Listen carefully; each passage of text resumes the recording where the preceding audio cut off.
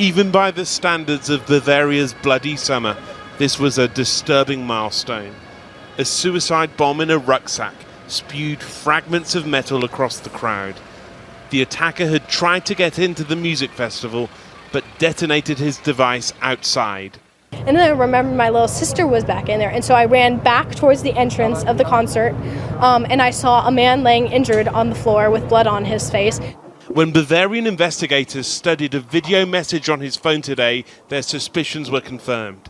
Yes, this was an act of terrorism. The Interior Minister said he pledges in the name of Allah his allegiance to the well-known Islamic State leader Abu Bakr al-Baghdadi and expressly announces an act of revenge against the Germans because they're standing in the way of Islam and as retribution for the killing of Muslims.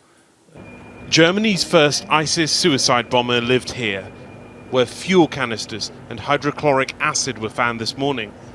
He left Syria after being wounded in the war, but 2 weeks ago was given a deportation order. His housemate said he told him about his escape from Aleppo.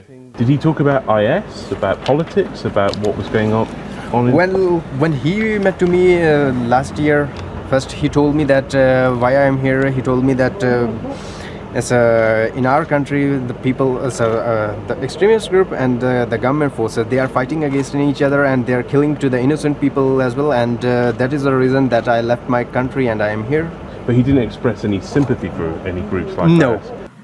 Germany is becoming too used to these acts of violence. Last Friday in Munich, 9 people were killed by gunmen obsessed with school shootings. But it was an attack by an Afghan man 4 days earlier, slashing train passengers with an axe that was the first here to be claimed by IS. Nazis raus! Nazis raus! Tonight, near the scene of last night's attack, passionate exchanges about migration.